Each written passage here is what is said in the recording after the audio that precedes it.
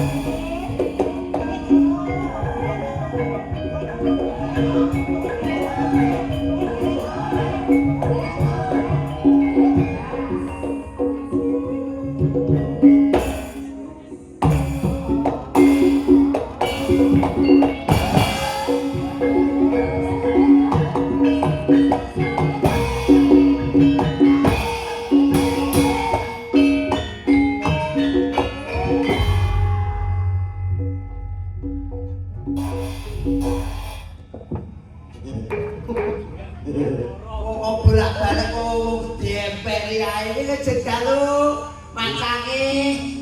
Nggih dalu Mas Cipto Bareng. Iki lejeng dalu mbok niku. Wis dalu Mas Bareng. Alhamdulillah pinake daluran anu Mas dalan kok jember sing paling gaul dhewe. Mbah tenan dalan iki pokoke apa sing gawe anting mesti gaul. Nggih kok kados panjenengan iku kan nggih kados niku ketawisipun kan nggih tidak sawonten nggih. Gaul. Ya nggih alhamdulillah nembe mawon kepanggih niki Mas nggih. Dua kali ya Mas. Iku yo pisan iki to. Alah kita Ponorogo panggih. Oh nggih nggih lali aku dientek aku iki mesti lali Pak nggih. Alhamdulillah barokah.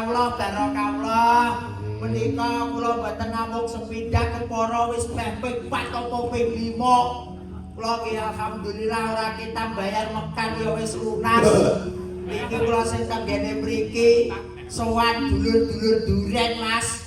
Kemajuanipun luar biasa mulai dengan kerukunan, keagamaan, pendidikan dan juga UMKM yang sudah digelar setiap saat bersih desa Mas. Niku mula desa Duren niku desa sing paling maju, desa sing paling makmur, desa sak desane gudanging seni wonten ing Laladan Trenggalek. Tepuk tangan.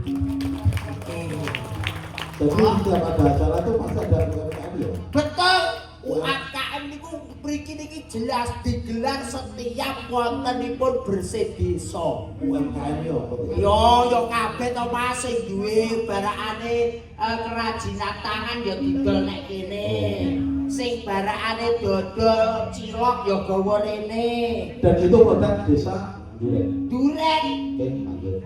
Ya mula Duren niku luar biasa lho Mas nggih. Nggih. Duren niku luar biasa. Desa sing ora kena disaingi desa-desa liyane. Ya kok. Lah niki potensine luar biasa lek desa-desa liyane paling-paling kan nggih wis wisata. Paling mboten nggih namung panganan. Ning lek desa Duren iku desa sing paling kondang mboten saged dikalahne.